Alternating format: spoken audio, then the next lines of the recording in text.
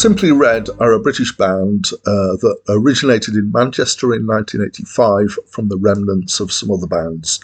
They're fronted by Mick Hucknall.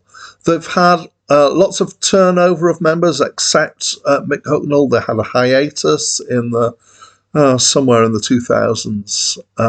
But over the years, they've managed to create 12 studio albums, and they've had huge success and sales in that time.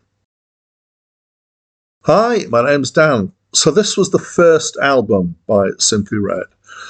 So sometimes I feel like doing these reviews, I'm listening to several albums, often on my commute to work and back, and then during the evening, and I feel very much like I'm speed dating these albums. Well, if that's the case, then I would say that this album was an old flame. So it's an album that I've known for quite a long time and has been in my life, and has definitely been an album that I've loved over the years. So I first heard this not long after it was originally released, back in my heady youth when I was hitchhiking, and somebody who'd given me a lift had it playing. It was in a truck, I believe.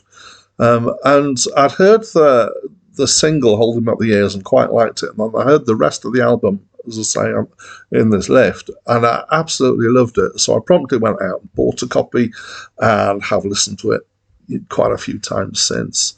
Let's describe it musically. It's kind of, well, I think the term blue-eyed soul applies really well here, which is kind of soul done by white people.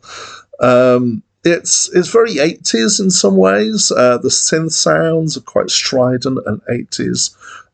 There's elements of jazz in there. There's one track, Saddle Red, which I love, which is kind of more of a slow jazz kind of number.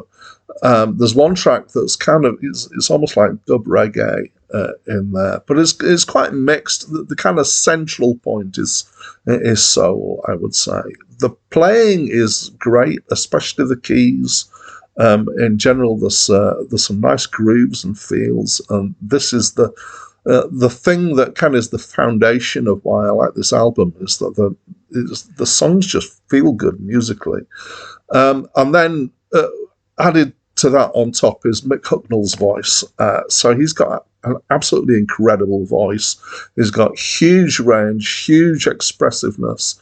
He's got so good control, but that control doesn't just give you vocal gymnastics. It means that he's able to express himself well through this.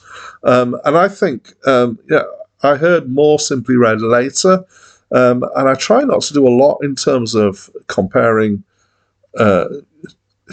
between albums from the same act. But for me, later they became a bit more poppy generally, and they didn't quite have the pathos and the presence that this album has.